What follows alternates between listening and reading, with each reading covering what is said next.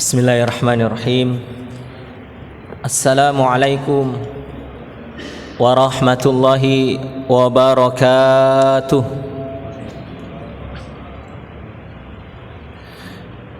Innal hamdalillah nahmaduhu wa nasta'inuhu wa nastaghfiruh wa na'udzu billahi min syururi anfusina wa min sayyiati a'malina. Man yahdihillah fala mudhillalah wa man yudlil fala hadiyalah. Asyhadu an la ilaha illallah wahdahu la syarikalah wa asyhadu anna Muhammadan abduhu wa rasuluhu la nabiyya wa la rasula ba'dah. Allahumma salli wa sallim wa barik ala nabiyyina Muhammadin wa ala alihi wa ashabihi wa man tabi'ahum bi ihsanin ila yaumiddin. Amma ba'd. Hadirin jamaah salat subuh rahimani wa rahimakumullah. Bersyukur kepada Allah Subhanahu wa ta'ala, senantiasa harus kita lakukan dalam kehidupan ini, karena Allah telah memberikan kenikmatan yang banyak kepada kita hingga saat ini, dan tentu saja kenikmatan demi kenikmatan akan Allah senantiasa berikan kepada kita ya, sampai akhir hayat kita. Dan perkara syukur ini merupakan ya, perkara yang senantiasa diingatkan kepada kita oleh para khatib ya, penceramah mubalik, dan orang-orang yang mengawali pembicaraannya agar kita ini menjadi orang yang bersyukur. Karena di antara perkara yang utama dalam kehidupan kita ini adalah bersyukur kepada Allah Subhanahu wa ta'ala. Bahkan puncak dari ibadah itu adalah rasa syukur kepada Allah Subhanahu wa ta'ala. Motif atau tujuan kita beribadah yang paling tinggi adalah bentuk syukur kita kepada Allah Subhanahu wa ta'ala ya. Ada orang beribadah karena menunaikan kewajibannya ya, itu tidak salah. Ada orang yang seperti itu. Ada orang yang beribadah karena pengen masuk surga dan tidak mau masuk ke dalam neraka. Ada yang seperti itu. Ada orang yang beribadah ya, karena mencari ridha dari Allah Subhanahu wa ta'ala. Ini tingkatan yang atas ya. Tapi ada tingkatan yang paling atas, tingkatan ibadahnya anbiya ya, para nabi dan rasul ya, yaitu beribadah karena bersyukur kepada Allah Subhanahu wa ta'ala. Sehingga suatu ketika ya, Rasulullah sallallahu alaihi wasallam ditanya oleh Aisyah radhiyallahu anha ya, istri beliau, ketika beliau sholat tahajud sampai kakinya bengkak ya. Kita mengetahui ya, Rasulullah sallallahu alaihi wasallam itu ibadah wajibnya luar biasa ya. Ibadah sunnahnya juga luar biasa ya. Bahkan istighfarnya beliau itu dalam sehari minimal 70 kali sampai dengan 100 ya. Padahal ya, beliau itu dijamin masuk surga, dosanya diampuni oleh Allah Subhanahu wa ta'ala ya. Kalau salah langsung Allah yang mengingatkan. Apa kata Aisyah radhiyallahu anha? Ya Rasulullah, Anda itu kan sudah dijamin masuk surga, dosa pasti diampuni. Kalau salah Allah yang langsung ingatkan. Tapi kenapa untuk sholat tahajud, untuk sholat sunnah tahajud, melaksanakannya sampai kakinya bengkak? Maka apa kata Rasulullah sallallahu alaihi wasallam? Afala akunu abadan syakura. apakah aku tidak boleh menjadi hamba yang bersyukur kepada Allah? Ini jawaban dari Nabi sallallahu alaihi wasallam. Beliau beribadah salat tahajud sampai kakinya bengkak agar menjadi hamba yang bersyukur kepada Allah Subhanahu wa taala. Jadi ibadah tujuannya bersyukur kepada Allah merupakan tingkatan paling atas ya, ketika kita melaksanakan perintah Allah Subhanahu wa taala. Yang kedua yang senantiasa diingatkan kepada kita juga adalah senantiasa menyampaikan salawat dan salam kepada Nabi kita, Nabi terakhir, Nabi Muhammad sallallahu alaihi wasallam, kepada keluarga beliau, para sahabat dan pengikut beliau yang setia hingga akhir zaman. Semoga kita ini istiqamah dan diistiqamahkan oleh Allah Subhanahu wa taala di jalan yang lurus ini, serta senantiasa berusaha menjalankan sunnah-sunnah beliau hingga akhir hayat kita. Allahumma amin. Yang berbahagia rahimakumullah, ada sebuah kaidah, ketentuan ketika kita melaksanakan ibadah berjamaah ya, bahwa bagi makmum ya, itu tidak boleh berpindah dari satu rukun ke rukun yang lain sebelum imam berpindah ke rukun berikutnya ya. Ini salah satu ketentuan ketika kita sholat berjamaah, bahwa makmum tidak boleh berpindah dari satu rukun ke rukun yang lain sampai imam berpindah ke rukun berikutnya. Apa dasarnya? Dalam kitab Umdatul Ahkam disebutkan sebuah hadis riwayat Bukhari dan Muslim ya. An Abdullah ibni Yazid al-Khitmi al-Ansari radhiyallahu anhu qala, dari Abdullah bin Yazid al-Khatmi al-Ansari radhiyallahu an, beliau berkata, hadatsani al-Bara' wa huwa ghairu kadzubin. Al-Bara' dan beliau bukan pendusta menceritakan kepadaku, beliau berkata, kana Rasulullah sallallahu alaihi wasallam idza qala ya, biasanya jika Rasulullah sallallahu alaihi wasallam mengucapkan sami'allahu liman hamidah, sami'allahu liman hamidah, seperti yang biasa kita dengar ucapan imam, kita mengucapkan dan bangkit rabbana walakal hamd ya. Lam yahni ahadun minna zahru hatta yaqa'a Rasulullah sallallahu alaihi wasallam sajidan ya. Tidak seorang pun di antara kami mencondongkan punggungnya hingga Rasulullah sallallahu alaihi wasallam sampai di tempat sujudnya ya. Jadi diceritakan dalam hadis ini ya, bahwa para sahabat itu ketika bangkit dari ruku, imam atau Rasulullah sallallahu alaihi wasallam mengucapkan sami Allahu liman hamidah, kemudian makmum pun bangkit mengucapkan rabbana walakal hamdu, bisa ditambah dengan hamdan katsiran thayyiban mubarakan fi.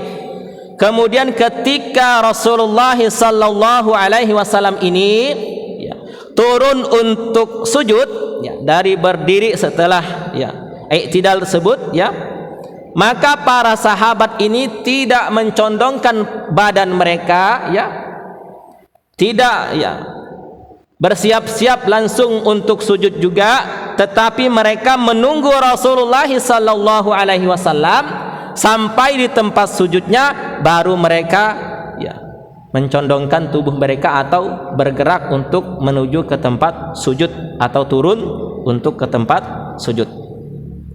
Summa naqa'u sujudan ba'dahu, kemudian kami turun untuk sujud sesudahnya. Artinya apa? Sesudah Rasulullah sallallahu alaihi wasallam sampai ke tempat sujudnya.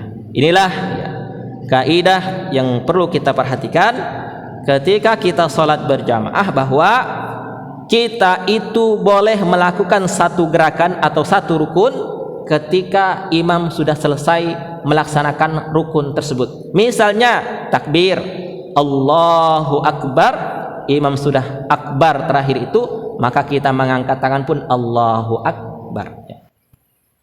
Imam akan sujud, maka kita ikut turun untuk sujud ya ketika imam sudah sampai tempat sujudnya. Begitu seterusnya dalam setiap gerakan atau rukun salat yang kita kerjakan. Dan ini dijelaskan pula ya di dalam himpunan putusan tarjih ya, di halaman 118 ya sampai dengan 120 ya. Beberapa hal ya di ahad yang lalu sudah kami sampaikan, kami lanjutkan penjelasannya ya. Beberapa hal di ahad yang lalu misalnya ya, ketika kita hendak melaksanakan salat berjamaah ke masjid, hendaklah kita jangan terburu-buru berangkat, datangi salat berjamaah itu dengan tenang, karena tergesa-gesa, terburu-buru ini bagian dari ya gangguan ataupun godaan syaitan. Kita mendatangi dengan tenang. Kemudian kita juga diperintahkan untuk meluruskan dan merapatkan shaf dalam salat berjamaah. Hanya saja cara merapatkan shaf ini ya ada beberapa praktek-praktek yang kita jumpai ya. Ada yang mungkin merapatkannya dengan cara ya, bahu dengan bahu disentuhkan dengan jamaah di sampingnya, atau kaki dengan kaki ya disentuhkan.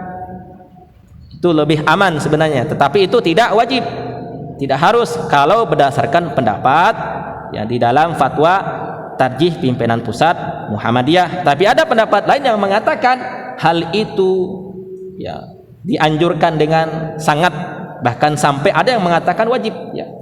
Kenapa? Karena dengan seperti itulah bisa kita mendapatkan lurus dan rapatnya shaf dalam berjamaah ya. Kita kembalikan kepada diri kita masing-masing, kita berpegang kepada pendapat yang mana yang jelas, jangan sampai saling menyalahkan, apalagi kalau hanya karena persoalan kaki saja kemudian kelahi satu sama lain, berjagur tentang ulun pasir, bahaya juga itu ya. Jadi kita saling menghargai dan menghormati pendapat orang lain. Kami lanjutkan penjelasan berikutnya.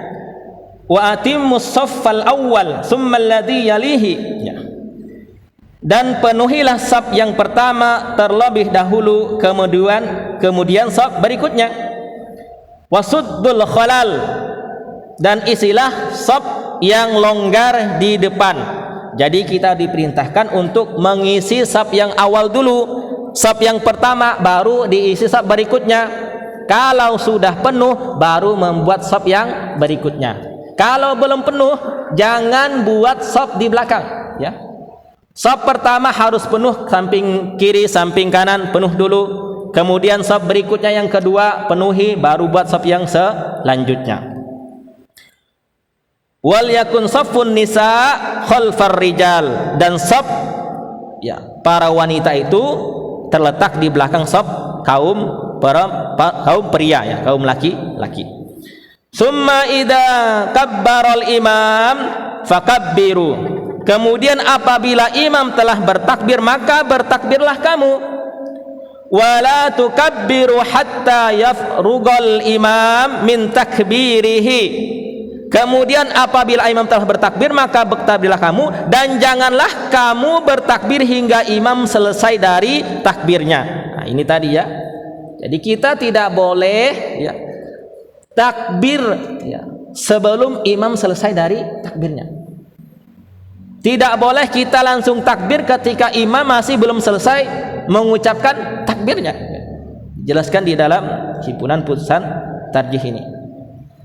Wa hakadha fi jami'il af'alis shalah, dan itu berlaku dalam segala ya rukun atau pekerjaan di dalam melaksanakan ibadah salat berjamaah ya. Wala tasbikul imam, dan kita tidak boleh mendahului imam, mendahului gerakan imam ya. Karena memang ada larangan di dalam hadis ya, bahwa kita dilarang mendahului gerakan-gerakan yang dilakukan oleh imam di dalam salat berjamaah. Wala yutawwilul imam qira'atahu. Nah, ini juga salah satu kaidah yang perlu kita perhatikan khususnya bagi para imam. Dan imam jangan panjang-panjang bacaannya. Nah, ini ya. Jadi dijelaskan di sini wala yutawwilul imam qira'atuhu. Imam jangan panjang-panjang bacaannya. Kenapa? Ya, karena ini bagian dari apa yang dicontohkan oleh Nabi sallallahu alaihi wasallam. Tapi kalau salat bersama Nabi itu beda, Pak, ya. Jangankan salat bersama Nabi, kita salat di Masjidil Haram, Masjidin Nabawi, ya, itu saja berbeda dengan salat di tempat yang lain, ya. Jadi kalau salat di belakang Nabi sepanjang apapun dan seperti apapun bacaan Nabi itu tidak terasa salatnya, ya. Meskipun kita nggak pernah merasakan, ya. Tapi kalau kita melihat para sahabat, ya, itu kondisinya seperti itu. Bahkan ketika kita sholat di Mekah, di Masjidil Haram, atau di Madinah, di Masjid Nabawi saja kan beda rasanya, ya, dengan sholat di masjid-masjid yang lain. Kenapa? Karena, ya, ketika sholat di sana terasa tidak capek panjang apapun bacaannya. Apalagi imam-imam yang kita ketahui di Masjidil Haram, di Masjid Nabawi, ya. Maka ketika di tempat lain, ya, tentu panjangnya dan pendeknya ini menyesuaikan dengan situasi dan kondisi di mana, ya, tempat berjamaah tersebut.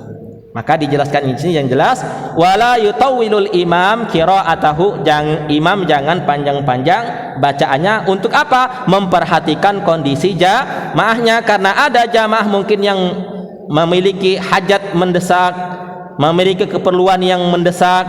Bahkan ada mungkin jamaah yang kondisi fisiknya, ya, tidak seperti jamaah yang lain, ya. Apalagi jamaah yang sudah umurnya sudah lanjut. Tentu, ya, ketika lama berdiri, ya, dalam sholat karena bacaannya panjang, ya, tentu itu akan membuat kekhusyuan dari jamaah tersebut terganggu. Nah, ini kan kita mau milih. Kita ini mau mengamalkan sunnah tetapi mengorbankan jamaah tidak khusyuk sholatnya, atau kita, ya, sunnahnya nanti ketika sendiri tetapi jamaahnya bisa melaksanakan sholat dengan khusyuk. Nah, pilihannya kan di sana, ya. Jangan sampai kita ini mengamalkan sunnah tapi jamaahnya terganggu sholat berjamaahnya, ataupun tidak sempurna sholat berjamaahnya, tidak khusyuk sholat berjamaahnya, hanya karena sang imam ingin mengamalkan sunnah dalam sholat berjamaah. Ya, boleh saja, ya, sekali-kali seperti di tempat kita, ya, sekali-kali mungkin bacaannya panjang. Tetapi kalau memang jamaahnya terbiasa panjang, ya tidak masalah juga, itu lebih baik.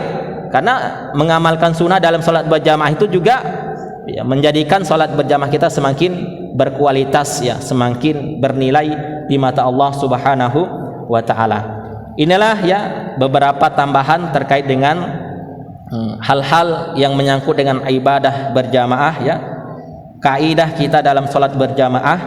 Semoga, ya, setiap ibadah yang kita kerjakan ini, ya, bernilai lebih di mata Allah Subhanahu wa Ta'ala, yang bukan hanya 27 derajat, 25 derajat, tetapi lebih daripada itu. Dengan apa? Dengan kesempurnaan ibadah yang kita kerjakan dan sunnah-sunnah yang kita lakukan di luar sholat berjamaah tersebut. Tentu nilainya bukan hanya sekedar 27, 25 derajat, tetapi luar biasa. Seperti misalnya kita sholat sebelum sholat subuh saja, rakaat fajri khairum minad dunya wa ma fiha, kata Rasulullah. 2 rakaat sebelum sholat fardu fajar, sholat wajib fajar, itu nilainya lebih baik daripada dunia dan isinya. Ini menandakan bahwa berapa besar dan banyaknya kebaikan-kebaikan ketika kita mampu melakukan ibadah yang namanya sholat berjamaah di masjid, karena banyak kebaikan-kebaikan yang lain yang akan menyertai ibadah yang kita kerjakan tersebut.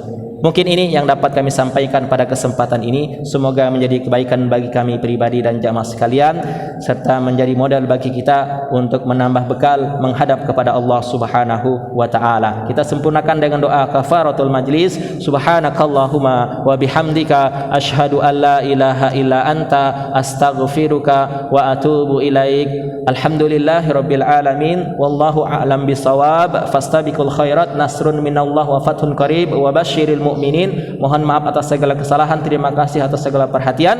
Assalamualaikum warahmatullahi wabarakatuh.